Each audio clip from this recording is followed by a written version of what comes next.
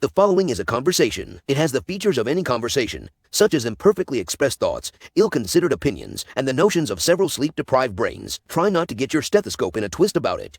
Today we're going to talk about the ongoing brawl, the knockdown, drag-out fight, the fisticuffs. Slap fight. The slap fight between the American Medical Association and the American Association of Physician Assistants or Associates or whatever you guys are going by these days. Over scope creep. I've got a listener question toward the back half of the show from a future PA student who is worried about her application this year. But first, anything you guys want to tell me about your lives? I was supposed to come up with a cold open. Never did. I mean, I don't want to plug. No, I do want to plug. Yeah. So Cedar Rapids has a drawing group that I do modeling at, or I will do until Thanksgiving, and then I go on rotations. But they have like an amazing modeling group if you're into art. That's cool. Yeah, just a side thing. So figure drawing. Yes, figure drawing. So oftentimes the model will go there. It's only like $12 if you're not a student at the college there. And you can bring whatever you like. Some people have brought oil paints, watercolors, pastels, charcoal. One person brought like stuff to do a whole collage while a model is up there posing. We used to do figure drawing here in Murph.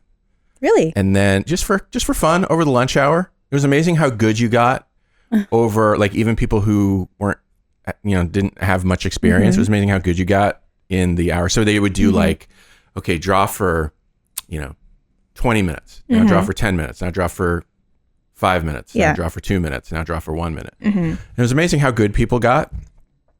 But then the guy disappeared on me. The instructor. Oh, darn it. Well, disappeared on me, and I never found another one. Wow. If you ever are like interested in starting that back up again, I would love to help facilitate. Okay. Because that's what I did during my break. That's what I love about you guys. You guys are always willing to fill gaps. So cool. Thank you so much. You're locked in. Sorry. Don't back out now. Don't reconsider. Okay.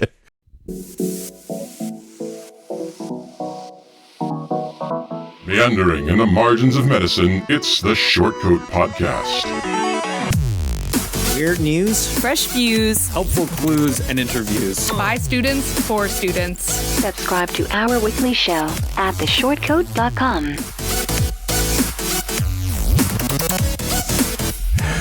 Welcome back to the Shortcoat Podcast, the show that gives you an inside look at medical school from the students drinking from that fire hose. It is a production of the University of Iowa Carver College of Medicine. I'm Dave Etler. With me today in the SCP studio, we've got PA2 Olivia Quinby.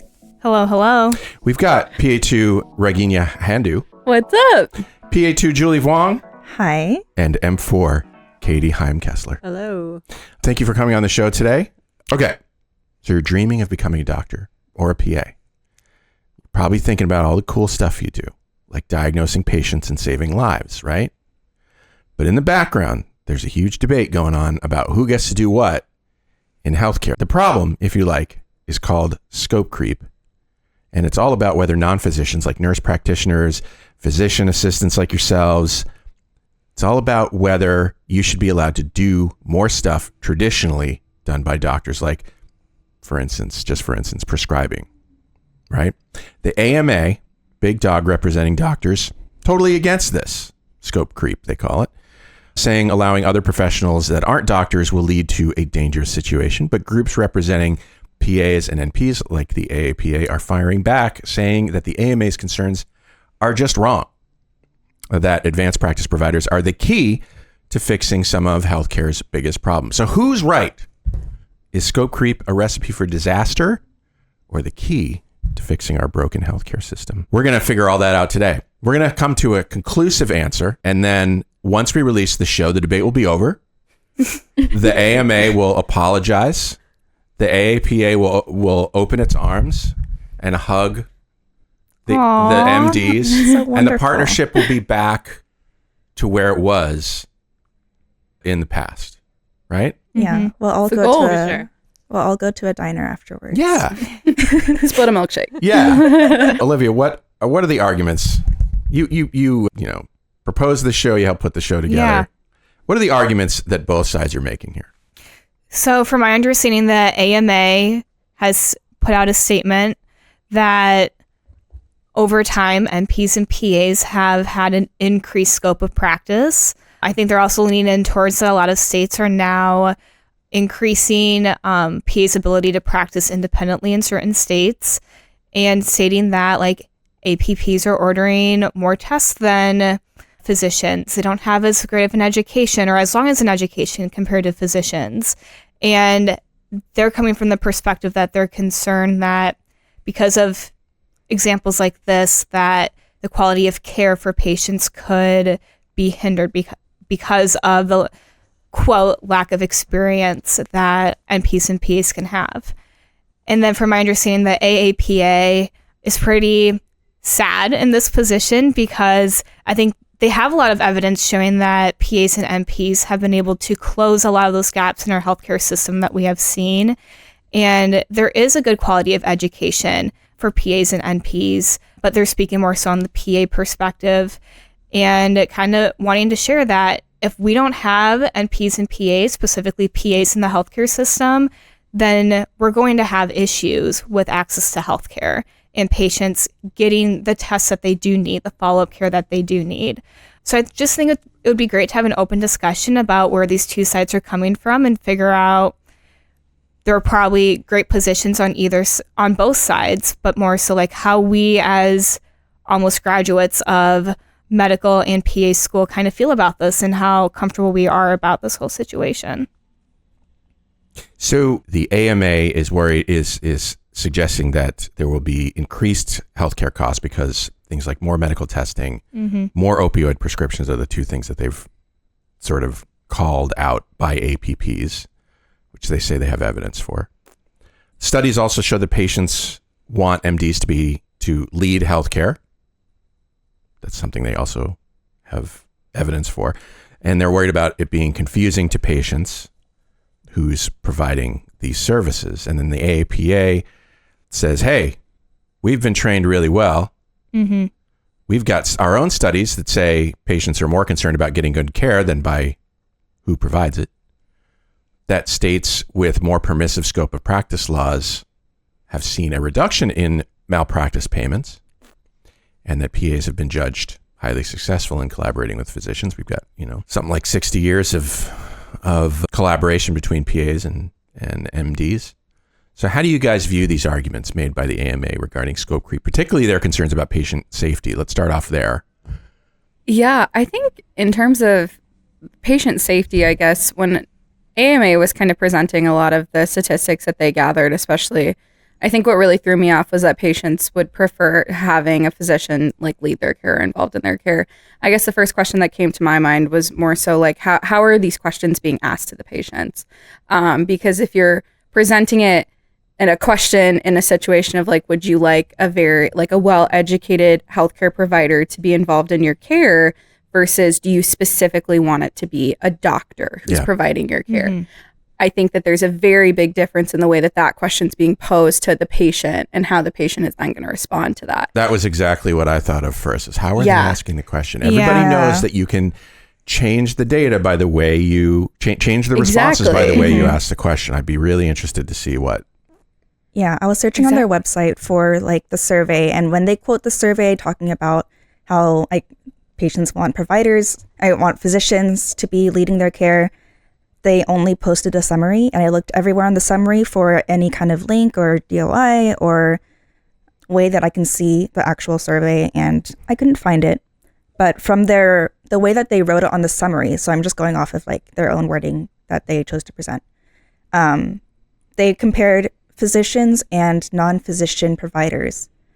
So it sounds like it's kind of a broad, last one, do you want your grocer to provide you with medical care? Like provider is such a broad term to use too, instead of saying like an APP. Yeah, like because there's so many healthcare providers. A healthcare provider could be a nurse. It could be a patient care tech. Like one of the things they quoted was that U.S. voters are more concerned about allowing optometrists without medical degrees to perform eye surgery. So seems like a separate question. But that's is that something that the AAPA is proposing? Like we want to do surgery? Like they put it specifically that like, oh, they don't want like non-physician providers specifically do not let optometrists do eye surgery, which is And that's on you. If that happens. Yes. Yeah. PAs need to figure that out. oh, sorry about that, I guess. No. Not only that, too, I feel like there could be a bias in like a physician asking, would you rather have a doctor or a PA come in when like you yourself are a physician? I feel like patients might be more inclined to just say, yeah, like I want a doctor since you're a doctor asking me this question too. Mm-hmm. So or a body of doctors, a association of doctors. Yeah. Mm-hmm. Okay. But like, do they even know what a PA is? Like, oftentimes I'm still describing, because when I tell other people, just in general, they're like, oh, what are you studying? I'm studying to be a PA. Why do you need to study to be a personal assistant? No. Yeah. Yeah. I think maybe a lot of patients, don't really know, I think when people come in the room, mm-hmm. who they're being seen by anyway. The only one they know for sure, or they feel like they know for sure, is when they see doctor, mm-hmm. right? And when they see nurse, they kind of have some clue in their head about what those things mean. Mm-hmm. Okay. What about you, Katie, as the lone MD in the room? We're ganging up on Katie. Katie comes out. She's all bruised. I'm on your side, guys. No, I was really disappointed by the rhetoric that I saw online, the sort of defensive posturing from the AMA. It feels like to me there are legitimate concerns here. I mean, we don't let MD graduates just go out and start practicing unsupervised. And mm-hmm. you would want something comparable if we're going to have independently practicing PAs. You'd want something comparable to get them there. But there are legitimate solutions that could be figured out to address those concerns. And their stance seems to be just like, shut it down. There is no way you could ever be qualified. Mm-hmm. Yeah, really, really interesting that the AAPA has reached out to the AMA saying, hey, let's get together and try to find common ground, try to find solutions. And the AMA has basically been like, nah. I feel like it makes me super suspicious. And I feel like their leadership has not ever tried to get a new patient appointment and realized one of the things like that the AMA did mention was that they mentioned a statistic where they were seeing where quote unquote mid-level providers were allowed to practice independently, were they actually going to rural areas like they promised? Mm-hmm. Or as like a metric of increasing access to care, which unfortunately it looked like they were still practicing in the same area. Rural care still has that shortage. But at the same time, it was making me think but what about the shortages in urban care? Like, I used to work in a rheumatology clinic in a high income area of Southern California. So it's very populated. There's a lot of resources there. And I still had to tell patients okay, it's 4 to 6 months. Yeah. No, this is true here, by the way. Mm-hmm. If you want to get certain specialty appointment as a patient, you're going to wait a long time mm-hmm. to get that appointment, or what feels like a long time to a patient who's maybe having difficulty. Mm-hmm. Okay, so potential for increased healthcare costs? There was one statement that they made that was PAs order 400% more x-rays compared to a physician. And they issue more opioid prescriptions. Yeah, or I've heard the perspective from other physicians before that we order more laboratory testing and PAs would have more consults and make more referrals, and those healthcare costs can add up too. And I want to know where that data is from, because sometimes I feel like it's kind of just put out there, or there's studies that go back all the way from 2001 and 2002, when I think the PA profession itself has changed dramatically since the early 2000s. We have a lot of, I think the quality of healthcare that PAs have been giving the past 20 years has been dramatically better as well. So it's really interesting to see that they're just they just order it. But kind of like what Julie said earlier, it's where exactly is the new and current evidence regarding that too? I also am interested to know, are we talking general practitioners, or is it like PAs oftentimes are known to like very subspecialized sometimes. And so in certain subspecialties, it's kind of expected that like you would run X number of tests in order for like a specific diagnosis. So naturally, like a PA who's working in a very subspecialized area is going to order far more tests for something than maybe like a primary care provider. And then the other thing that you brought up about like the PAs having more referrals and consults, I feel like that, not necessarily that that's like the point of our profession, but also like as PAs, like we are also trained to know like when we're out of our depth and when it's time for us to refer to somebody who has more expertise, like such as a physician or a specialist. And so that would almost be more reassuring to me to see that like PAs are knowing like what's their line, when they should stop treating or looking for zebras, and when to refer to somebody who's a little bit more well practiced and well knowledgeable about a certain area. So in my head, I guess seeing that like PAs are referring or consulting more is not necessarily a bad thing. I guess that can lead to like added costs, but in my head, I'd rather pay more to make sure that I'm getting a good quality of healthcare rather than paying less and potentially like missing out on something pretty big. And I also think too, something that you brought up that's making me think a little bit more, a lot of PAs practice in primary care. And in primary care, if there's something that seems a little off, a lot of times you refer to a specialist as well. Exactly. So do we see like an influx in like referrals or consult because like those are the PAs in primary care that are just sending a patient to see a specialist when that might be appropriate? I don't know. It's just something to keep thinking about. I think that the other thing that, and I don't know much about statistics, but there are far more MDs in this country than there are PAs, which I always find to be crazy because you'd think, I don't know, I would think it would be the other way around. But we've only had 60 years of PAs, so I guess we're catching up. But that also would seem to me to change the data. Like if there were equal numbers, maybe things would be we wouldn't different. have Is that a thing? We wouldn't have to ask Don't these pretend questions. like I'm smart. By the way, Just let the data be available. Yeah. So that we can take a look at the actual study instead of just quoting it.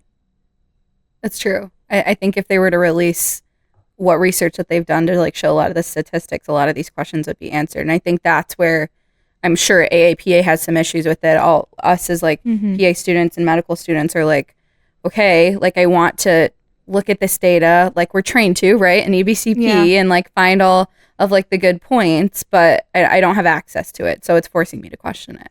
And if that is an actual fact, that is an area of growth that we can have as like PAs. Like, okay, interesting. Yeah. Like maybe like the AAPA can also like have that information. Like, let's self-reflect.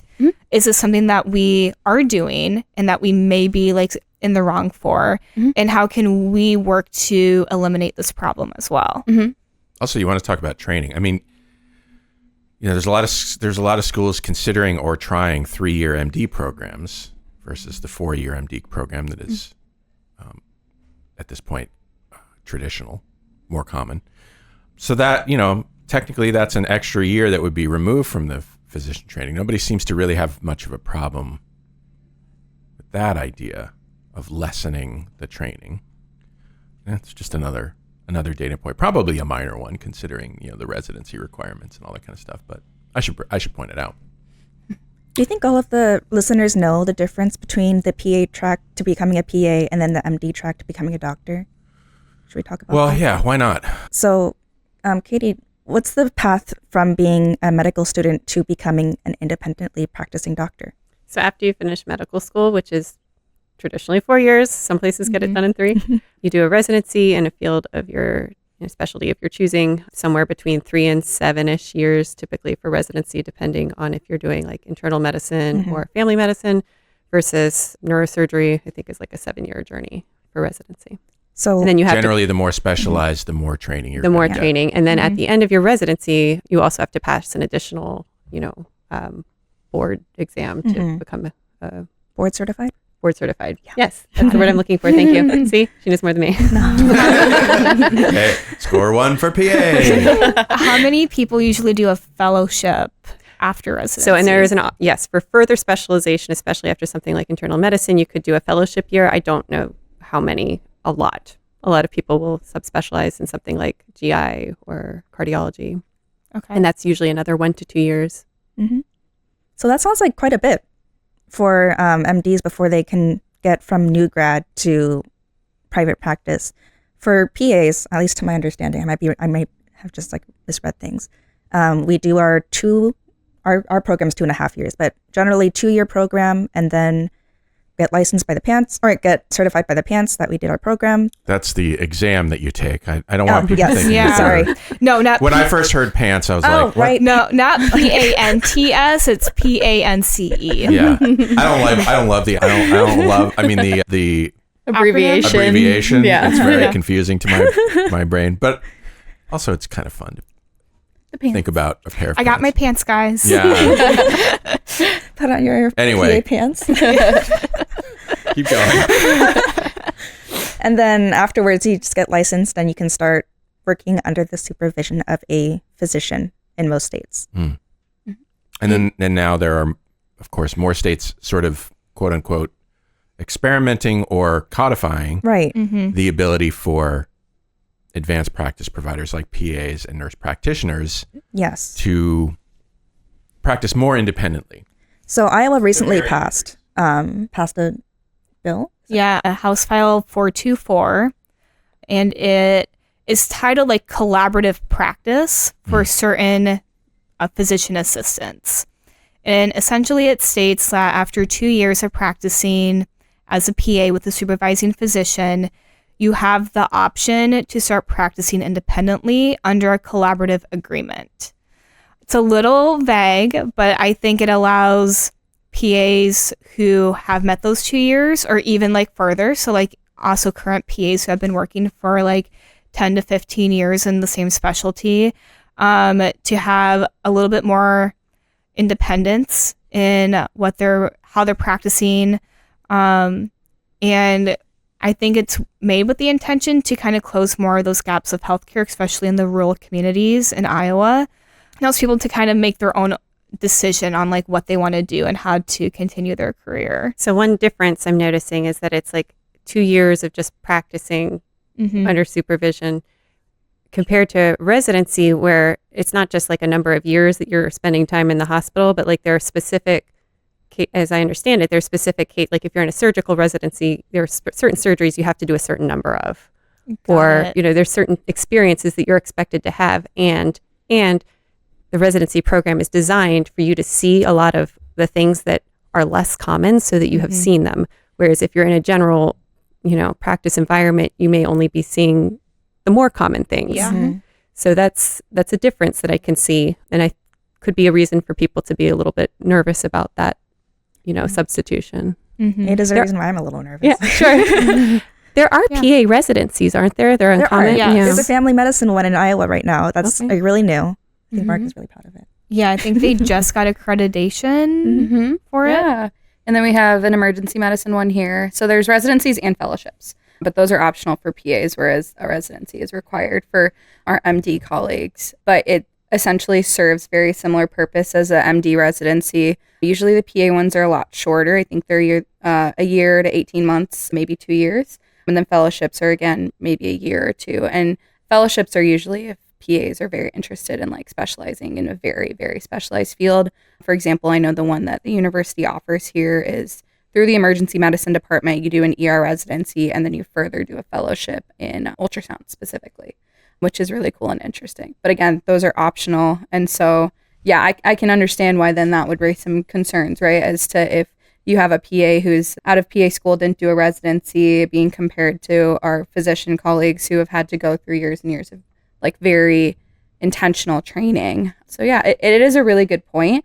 I think in my head, I don't foresee this independent practice as a PA as independent maybe as everybody sees it to be. I think working with the PA, the beauty of it is like you're always on a healthcare team, and at some point you will always have access to some physician that you can always go and talk to who is like the expert in the field because of all of their training.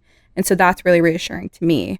But like for very common things that we've seen every single day, even with those 2 years that I've like seen like at least once a day, I don't need to constantly go to my physician and ask for them to sign off on something that seems to me like a really important point. Is there's so much of medicine is like bread and butter stuff. Correct. right? For MDs as well as for PAs. You know, where I'm thinking about like, you know, the really common dermatitis complaints, things like that. You know, you got a rash. It's not a very complicated situation in a lot of cases, right? You've got a cold. You've got like an ear infection. Things like this that people see every day, whether you're a nurse, whether you're a PA, whether you're a doctor, like, and so it seems to me like an opportunity there to engage some sort of tiered system where, you know, which we have now. Yeah, and I think that's why the bill is titled like collaborative, like within the title. It's not trying to say like PAs can be solely independent. I think it's expanding the type of care a PA can do and trying to more modernize the traditional like PA role that was established like over almost 60 years ago. Yeah.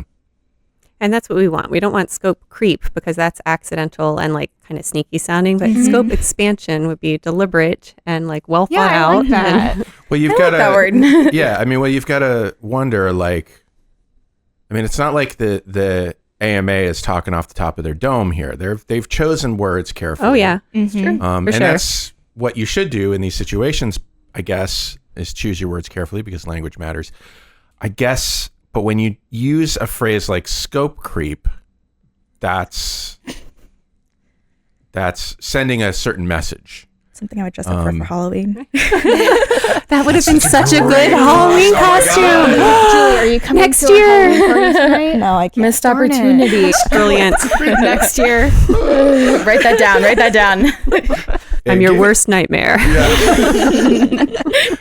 Given your career aspirations as future healthcare professionals, you know, how do you envision working collaboratively with other providers to deliver high quality patient care? What does this look like to you when you think about like practicing with other people? I think that I really see it as we're all lifelong learners. And I know when I don't know something, and the beauty of it is that there will always be somebody who knows more than me. Like, I don't know everything. I don't want to know everything, but I can always ask people. And I think that's kind of the beauty of working on a healthcare team, whether that expert be the physician, whether it be the nurse who has been working in this specialty for 30 years, whether it be the respiratory therapist, whether it be the pharmacist. And so I never really see myself as practicing independently in the full definition of the word. I more so see it as the things that I know how to do and I understand how to do really, really well. I don't need to constantly bother somebody to sign off on it. For example, I got to work with orthopedic surgery PA, and she sees patients who have osteoarthritis every single day. And a lot of the times she's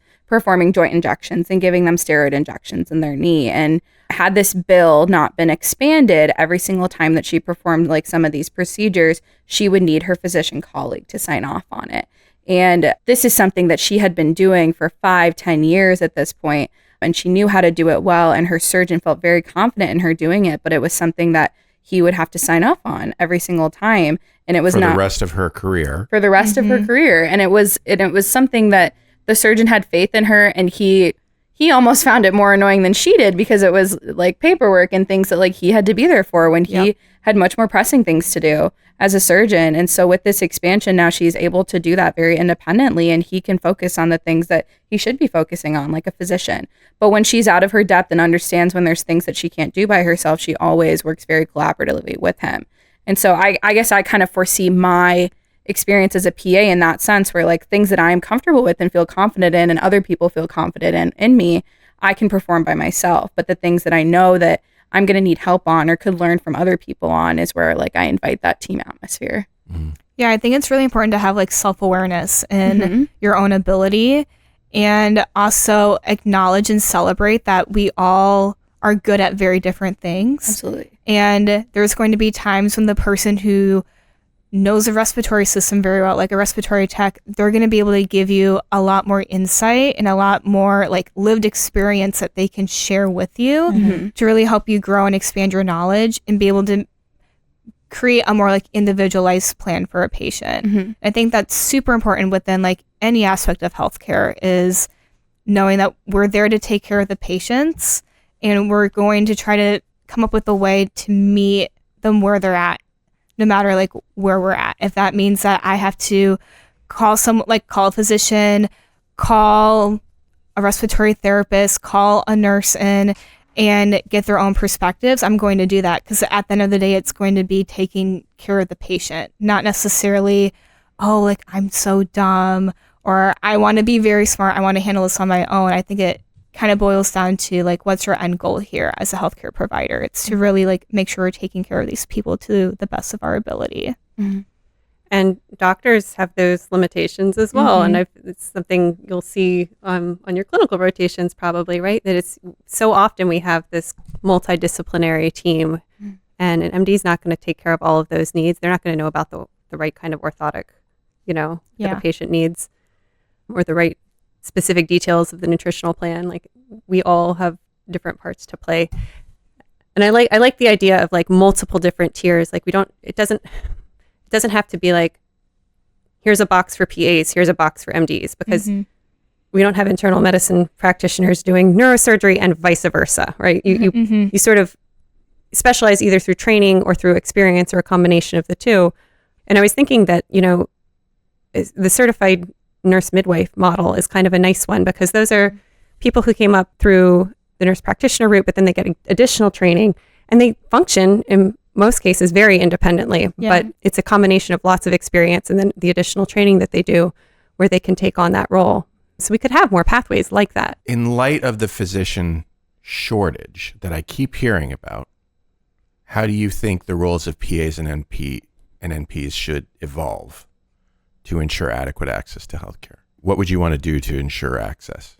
Well, one thing to think about, as Ragniya said earlier, was how, like, PAs, oftentimes we see those bread and butter cases. We can handle those cases where if you had a practice where it was just MDs, or MDs were seeing all of the patients, being all of the bread and butter ones and all of the complicated patients, that would mean that a patient with potentially, like, a common thing that a PA could see sooner, they have to wait for all of those other patients who are in line to see the MD.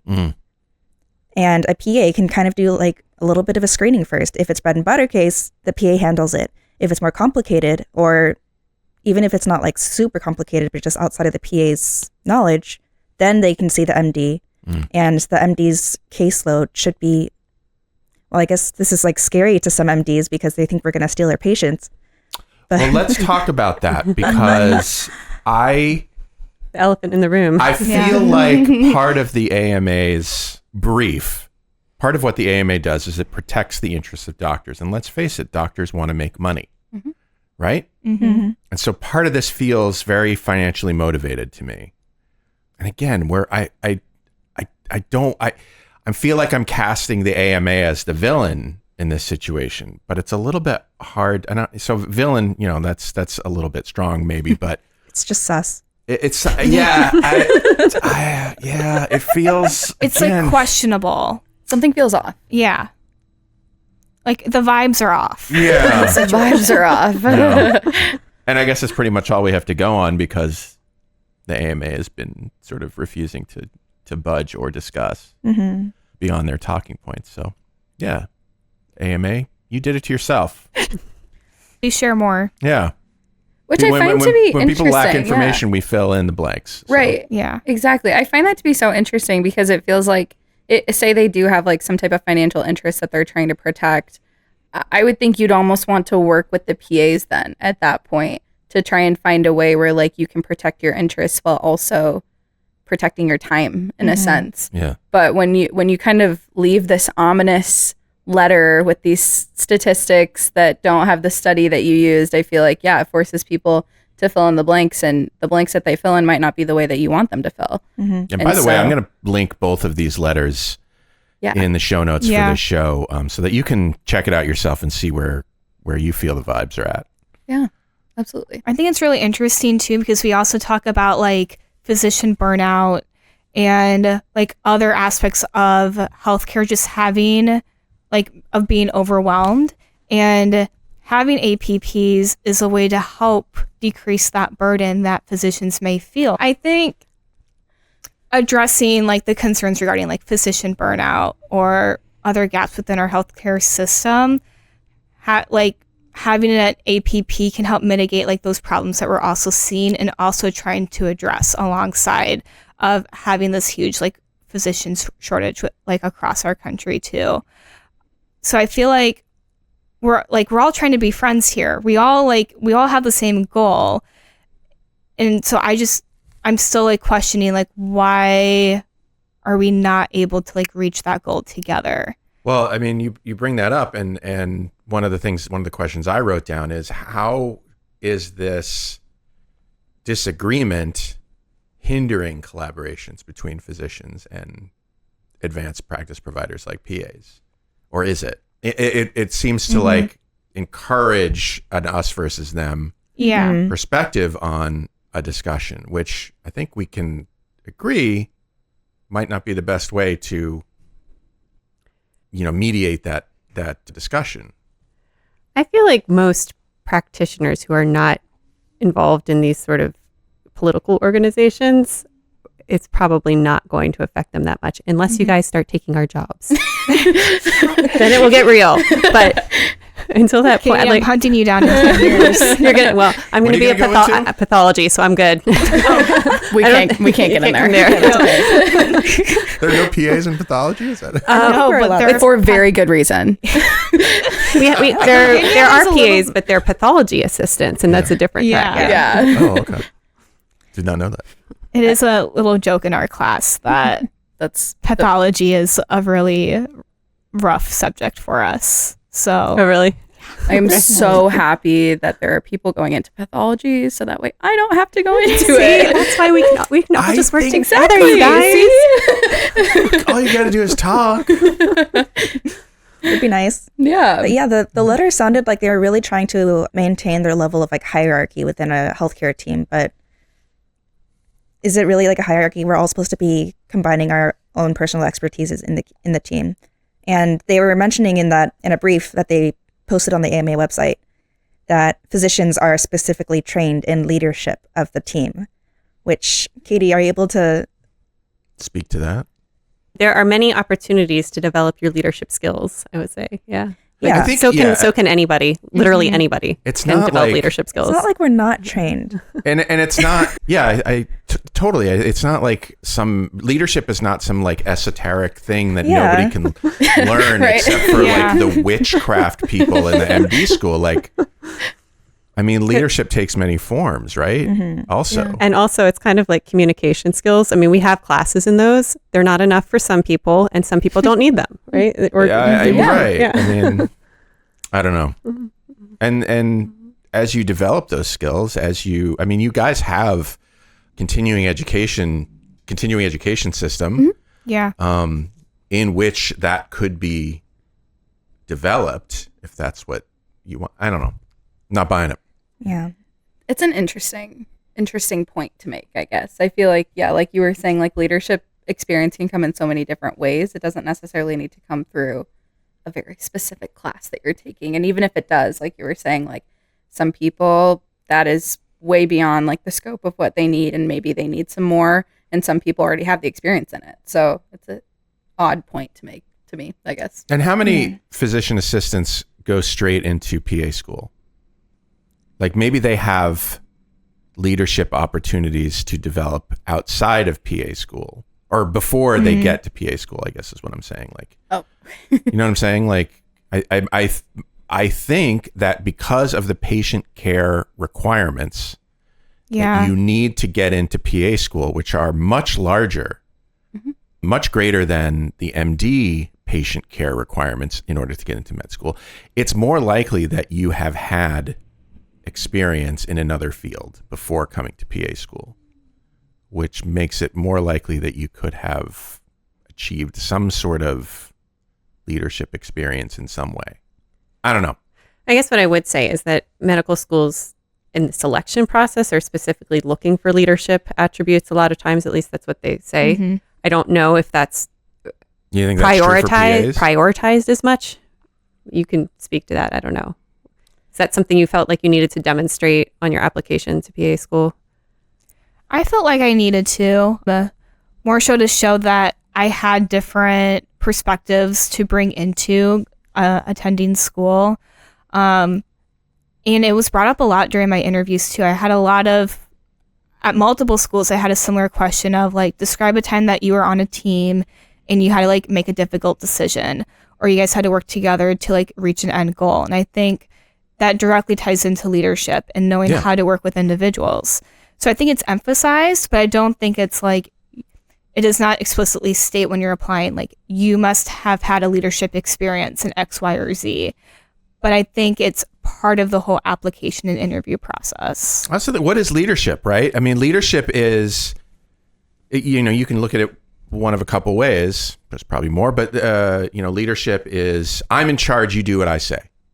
Or leadership is, you know, ultimately the decision might be mine, but I consult my colleagues in order to make decisions with the best data that I can get. Yeah, that's a really good point, Dave. Thank you. So you can like be like a vocal leader, and you can share like, oh, like we as a group should do this, or like this is what I believe, and you can try to encourage other individuals to do it. But you can also lead by example, by like always showing up on time, always doing the right thing, always talking to your patients, always like collaborating with your nurses, and like treating every member on your team with respect. And so you don't have to always be vocal or be like I'm deciding, you guys do. You don't have to be like the president of an organization to like get into school or to feel like you have like a good amount of leadership experience, because I think you get those in very different ways and in different experiences. Yeah, sometimes leadership is making those hard decisions, and sometimes it's facilitating the team's conversation around whatever goal that you all have. That makes sense to me. Mm-hmm. So I don't know, Katie, what do you think? If you could reach out to AMA President Jesse Ehrenfeld, what would you say to Dr. Ehrenfeld? Say you need to take the call. Like you can go through the if it needs to be back channels for now for like image reasons, fine. But like there should be a conversation happening with the AAPA. Yes. So many A's. Leadership. Think outside the box a little bit here and not have this black and white dichotomy that has characterized so much discourse in this country for so long. And you PAs, if you could get in touch with Jason Privilege of the AAPA, what would you tell Jason? I tell him to pick up the phone. I think also remembering like what is our intention as healthcare providers? Mm-hmm. It's really to take care of our community. And by having this argument and like there's so many articles and a lot of discussion about it, it's going to drive a wedge within our community a little bit more. And if we keep doing this, like we can lose like access in healthcare. We can go backwards in the direction that we were in like almost 60 years ago when we didn't have a lot of providers. Yeah, and if that conversation breaks out into the patient's sphere, that's going to erode trust for the system, which is already sort of, you know, in some ways teetering in this modern special era.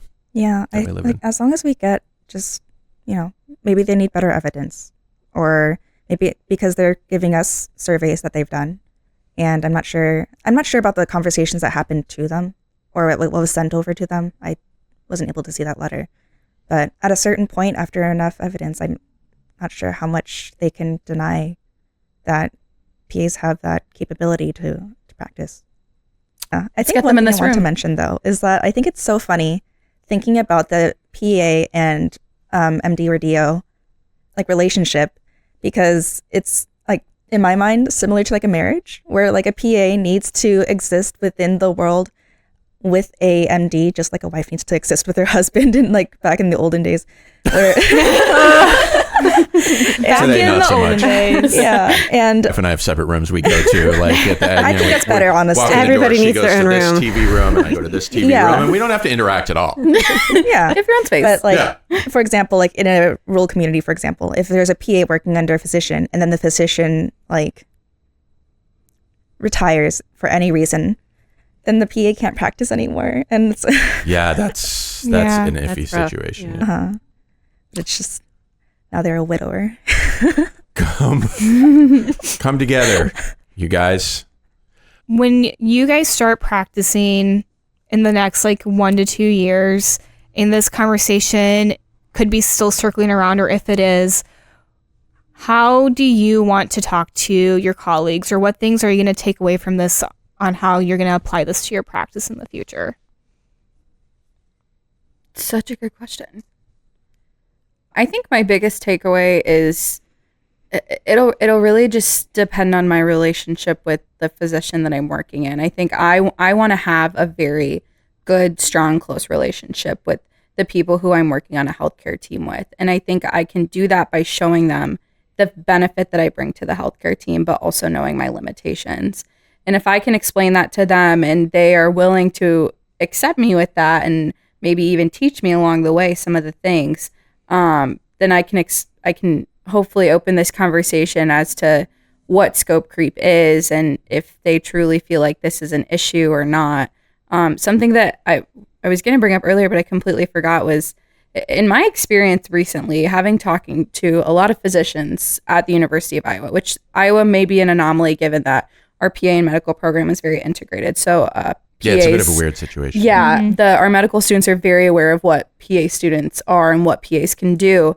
But they don't agree with the AMA standing, and they don't agree with this idea of preventing scope creep. They almost see the PAs as such a supplemental to their practice and such a benefit that they can bring. And so it's really interesting to me, and I would love for the AMA to maybe look into if this is truly like what a majority of physicians like actually believe in, or if this is something that maybe some of the higher ups are really concerned about for various reasons. But I think bringing it into my practice, I would just really want to facilitate that conversation and like have a strong relationship to prove like what I can bring to the table and how I can help.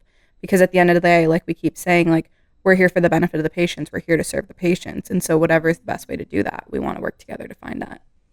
I think it'd be super interesting for practicing physicians and PAs out there to, you know, if they work together in a practice, to really sit down and have a conversation about this topic. Mm-hmm. Absolutely. And like feel each other out on what the rank and file actually think, and then, you know, sort of feed that forward to their respective professional organizations and say, hey, this is what we think. Mm-hmm. This is what we see. Or this is what is actually already happening. Like the supervision that exists in many cases, if you've got a long-term working relationship, I think it's very light supervision as it is. Yeah.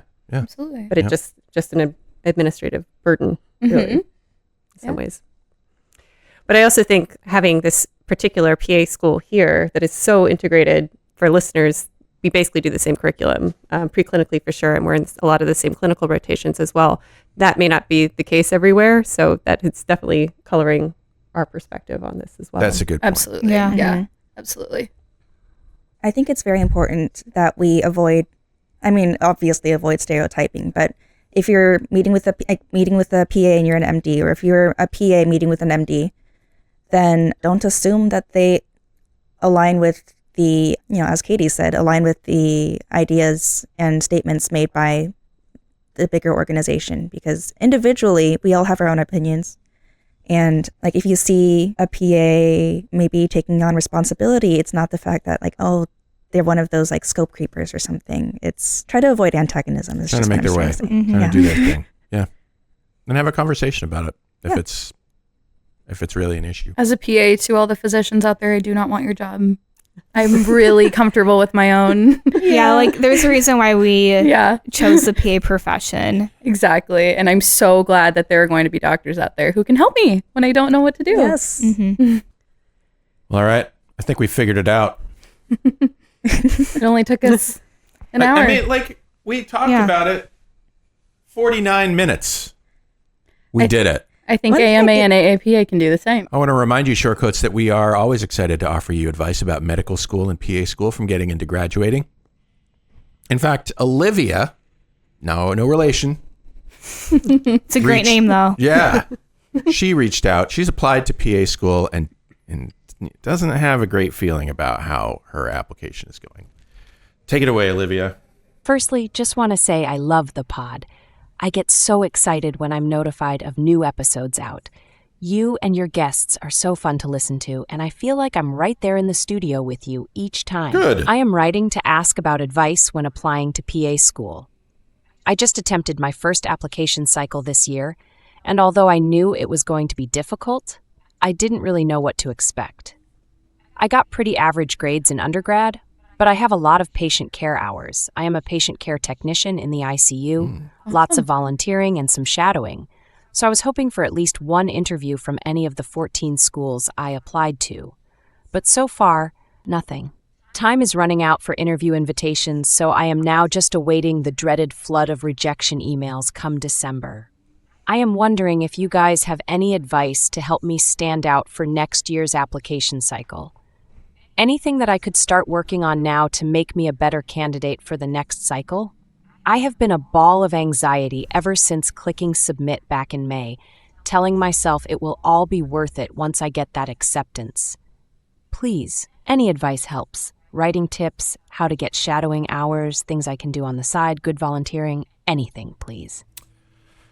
I can sense the desperation in your message, and I think everybody in this room, MD and PA, can sort of relate to it. They've all been through this waiting. Like, I've submitted my application, now what the hell do I do with myself? It's almost worse than submitting the application itself. Yeah. Yeah, it's such a vulnerable time to be in because you're waiting, and you pour your heart and soul and ideas and your lived experiences into it, and then you just have to hope that someone really likes your application and that you can get an offer. And it's so hard. There are so many good applications every single year, and I know like admissions committees have to make really hard decisions every single time. How many of you applied and got accepted on the first try? Okay. Well, to PA school. PA school. I did try to apply to MD school, but halfway through that, and after submitting some applications, I decided I changed my mind. Okay, fair enough. Did you, during the application process, did you find that schools welcomed questions about your application? Or did you not take advantage of that? I feel that they did. Not that I asked too many questions, I guess, but I know at least in our PA office here at Iowa, Kayla, whenever I walk in, Kayla is one of the... She's the admin for... Yeah, I was going to say, I don't actually know her title. She's just always there. Yep. She is always on the phone with who I presume to be like a candidate or an applicant, answering questions about just about anything. And so she will always pick up the phone and help you with anything that you need. She's very good about responding to emails, as is Tom, who kind of runs the interview process and application process here at Iowa. So they notice these things. Mm-hmm. They notice when people reach out and ask questions. And I'm not saying that if you ask a question, that means you're going to get in, but they notice the people who are really intentional about the effort that they put into their application. Well, do you think it's premature to say that she's not going to get an interview this cycle? Honestly, no news is good news in some ways. Mm-hmm. I would agree. And like some schools don't have interviews until like January or February, or some schools continue to hold interviews until January and February, or even March, I think, in some places. There are a lot of cases, not to say anything about like the specific case, but of people who have been like admitted like a week before classes start. Mm-hmm. Yeah. Mm-hmm. But well, she hasn't even got an interview yet. Yeah, I was told by like my academic advisor, like if you don't hear anything, it still means you're in consideration. And I took that advice to heart when I was in the whole application process. There was like one school, like 2 weeks after I applied, I got like, we're sorry, like it's a no this year. And so I knew right away that school didn't want to even like offer an interview at any point in their application cycle. So not hearing anything still means I think you're still in consideration, Olivia, for some interviews. And also, if you do get a no, you can call them right back and say, like, can you tell me what's weak in my application? Yeah, that's what I really wanted her to understand, is that this may be a multi-year process. I mean, 20% of all applicants across the nation gain acceptance to a PA program in any admission cycle. The average PA program's acceptance rate is 7%.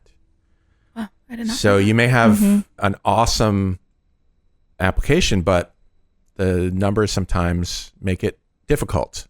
Anyway. In terms of improving the application, and I think this is so much easier said than done, but I think there's some merit in terms of not worrying about the application and fitting their standards too much.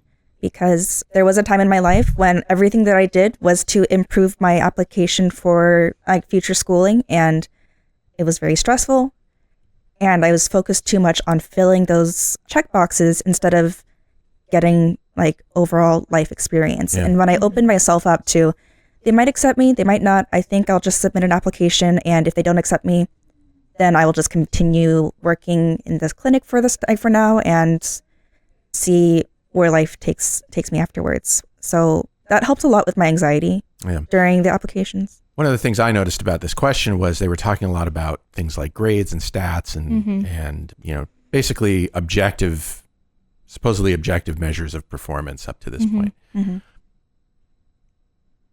What about other things? What about writing skills, for instance? You guys do a personal statement for admission. You answer questions in essay form on your applications, right? Yeah. It's really important. Yeah. In my opinion, it's almost more important than some of the statistics, I guess, that you're looking for. I think a lot of the times when we're talking about grades, GPA, GRE, whatever it may be, a lot of schools are just looking at that for a cutoff, in a sense. They're like, okay, we see that like you were a very strong applicant in school. And that's not to say don't care about school, don't try hard. Like, I think it's very, very important for you to work hard in school and to get really strong grades. But I think it's equally important to get really great just experiences in life, because this is what you can draw on when you write your application, when you have an interview, whatever it may be. And to have an idea of those experiences, you need to reflect on your experiences when you have them. If you had a specifically difficult day or a weird conversation or an interaction with a patient, maybe write about it when you get home. And it doesn't have to be in like a essay format where you need to prove something. The way that I wrote my personal statement was I went to my journal and I decided to, like, I'm just going to write about this thing that happened in my life and what it meant to me. And then I can use that as a basis to turn that into an essay. I think that gave my essay more of like a narrative form. It gave it more of like a story to tell rather than me trying to make an argument for why I should be there. Or just saying like, I'm going to be a good PA. I mean, the thing about these applications that I feel like I want to tell people is you need to show and don't just tell. And that requires a certain amount of storytelling that you need to put into your application.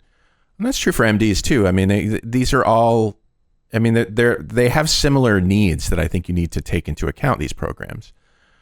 You know, if you're hitting those if you're hitting the stats. Okay, so first of all, I want you to go to the PA Education Association and look at the stats that they've published in a recent study.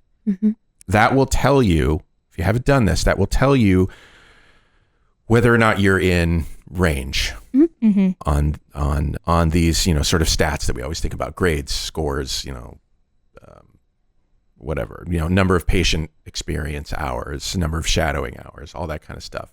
That just tells you if you're in range. And remember, these are averages. Usually they may have ranges. I didn't actually go and look, but you know, if you're average in some ways, it's not a terrible thing. You're probably okay. So go and look at those things. Now, consider what PA schools need from you, Olivia, right? They need to know, you know, that you're going to do well, that you're going to thrive and graduate. Okay. You need to be able to demonstrate that in your application materials. Because schools are very proud of their own stats, graduation rates and things like that. And so acknowledging that they are taking a risk, at least in your own head, in choosing to admit you, will sort of inform, I think, some of the things that you talk about or the way that you talk about things in your application materials.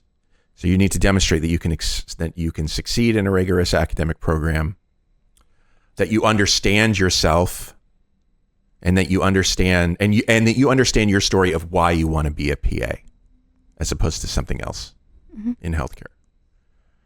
I didn't hear anything about your recommendation letters in your question. How many recommendation letters did you? I submitted all. We have like 5, right? There's Maybe 5 we can spots, submit up to 5. I submitted 5. Were they kick-ass or were they meh? I hope they were kick-ass. You don't get to review them. I like checked the option that I was not going to. Oh, so brave. Well, yeah, you kind of have to. Yeah, I'm putting trust in the people who are writing for me. Like, I picked them for a reason. Yeah. And Did you do the traditional, hey, can you write an incredible recommendation letter for me? Mm-hmm. And if they were like, no. I mean, did you? No, I approached it for example, a lot of people at school know that I was a dancer. I've spoken about it on the podcast before. And I had my dance teacher write a letter. And I'm like, can you write about this perspective of me? Because you don't have like the biology major Olivia in your classroom. You have the Olivia that like has creativity and has like focuses more like the social emotional like development within like being a student in, like the dance department. Okay, so you did a little shaping of what you wanted them to pay attention to. Yeah, so it's like, can you write about like a lot of sense. That about me? Smart. I had the TA, like the professor who I TA'd for, write a letter of rec for me. So I'm like, can you talk about like more of the like the leadership like aspect that I have as being a TA and how I interact with students and explain difficult concepts to them. And so like they wrote that for me. So I kind of tried to pick people that could talk about different aspects of who I am as a person and speak to that. And I think that probably strengthened my application in that way. Yeah. That's a smart way to go about it, by asking to talk about very specific things. I wish I would have done that. But it also something worked for worked. you too. Yeah, I was going to say, I only had 4 recommendation letters. I felt like tacking on a 5th one, my 5th one wouldn't have been as strong as my 4. And so I just decided that the 4 were good for me, and I felt like they were very strong. I know certain schools have requirements on like one of the recommendation letters needs to be from somebody who's seen you in a patient care experience. So if you're a patient care tech looking at like your nurse manager or like a charge nurse or something like that. So I got 2 of my recommendation letters, one from my charge nurse and one from my nurse manager. And then I got another one from my PI who I did research under, and then a 4th one from a class that I essentially was a TA in. I got it from the main instructor. And so I guess in a sense, like they had all seen me in like different atmospheres, but Olivia, if you're still considering some recommendation letters or like would like to revamp them, I would definitely recommend doing what our Olivia did. And when you ask for these recommendation letters, maybe emphasize like, you know me as this type of student, and I'd love for you to talk about me in the recommendation letter. So strategic. Yeah, very smart. Okay, so recommendation letters, we've done that. Make sure your shadowing hours match what each school wants. Shadowing isn't a huge component, I think, of PA school admissions. There's shadowing there. Yeah, I think some schools. It's not like MDs where they want more shadowing. I think like one school I applied to was like you need 16 hours. Yeah. It wasn't a huge emphasis on other areas, but if that's something that you might get feedback on and like, oh, like we think you don't have enough shadowing hours, then you could start shadowing more in that process. I feel like I can even put like a number on it. If you've, let's say this, if you've got like 50 shadowing hours, that's fine. That's quite a bit. Yeah. That's great. If you've got 20 shadowing hours, you might want to bump it up a little bit, but it might be okay too. That's probably fine too. Yeah. I'm not sure, she didn't say how many shadowing hours she's got. So look at that number. Just think carefully about whether that's the thing you want to focus on. It seems kind of low yield in this particular situation. I would say if you enjoy shadowing, do more of it. And if you don't enjoy it and you're more so doing it for the application, there's other things you can do. Yeah. And like, just think about like, why do they have shadowing? Why is that important to them? It's just to say that you know what a PA does and what a PA is. So as long as you like have that idea and are able to express that, then like the number itself is like, doesn't really matter that much. I agree. I think if she really wants to stand out the next time, if she even needs that, I'd love to hear what happened, Olivia. Yeah, keep us posted. Please. I'm serious about this. Good luck. Let us know what happens. But if you really want to stand out, my guess is that the best way to do it in your situation is to focus on the written aspect of your application, whether that's the recommendation letters or the things that you write yourself. My guess is that will help you more than the other aspects. You've got patient care nailed. You've probably got shadowing nailed. Your average grades, I don't know what that means for you. I mean, the average, according to the PA Education Association, the average GPA is 3.6. The average overall GPA for PA school applicants who are accepted into PA school was 3.6. accepted students had on average a science GPA of 3.5. Does that sort of align with what you know or got or did? Yeah. The one thing I'll throw out there, which I think medical school also looks at this too. They look at your last 60 hours.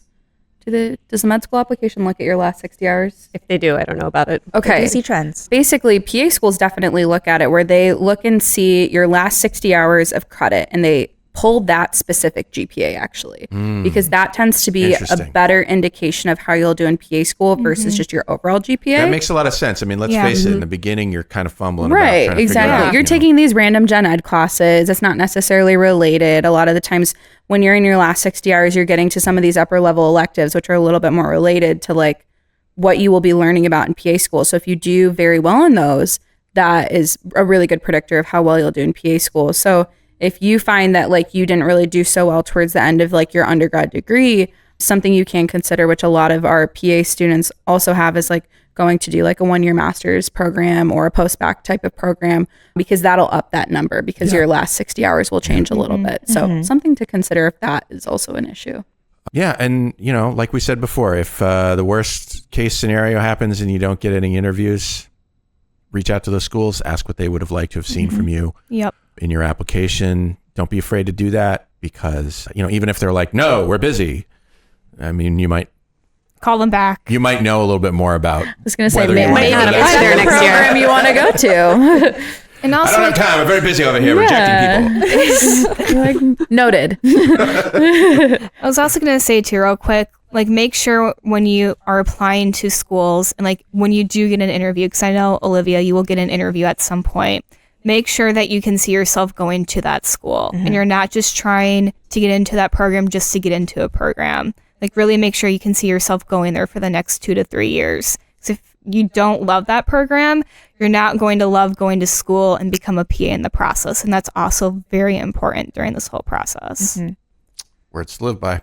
Yeah. And on like a little bit more on the like writing part of it, it's not just the personal statement. There's a lot of areas on the application or like the larger application where you can write something like, for example, those experiences that you had either working or volunteering or shadowing. You're supposed to give like a text description of what you did.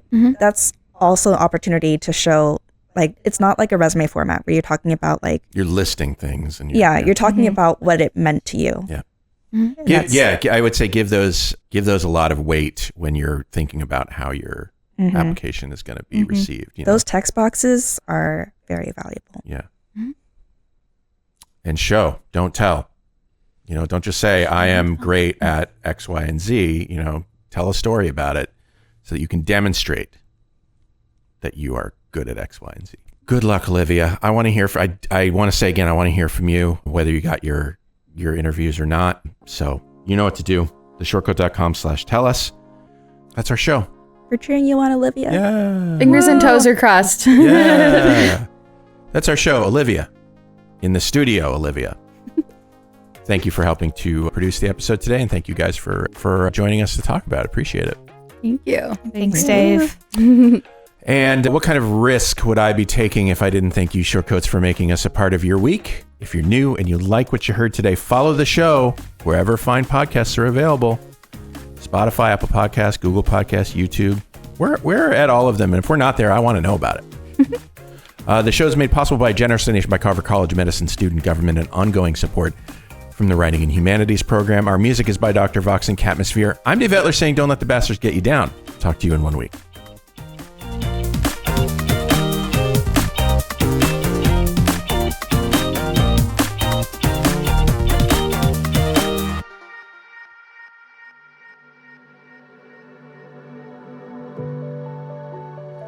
Hi, Shortcoats. Look, life in medical education, life in America, life in the world is often difficult, and I often wish I could help. All I have is this podcast, but in my wildest dreams, you have the support you need to lead a life of your choosing. You deserve to be happy, healthy, and successful in whatever ways you define those words. So if you need support because you've experienced racism, discrimination, harassment, mental health crises, I want you to be able to get the help that you need. And so I'm going to put some links in the show notes to some resources that you can use. But the bottom line is that for what it's worth, I see you. I know you're out there. I wish I could do more. Maybe I can in ways that I don't understand yet or know about.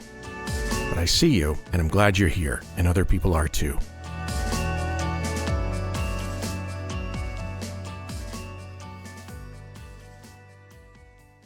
The Short Code Podcast is a proud member of the MedEd Media Network. Inspiration, information, and guidance on your journey to medical school and beyond at mededmedia.com.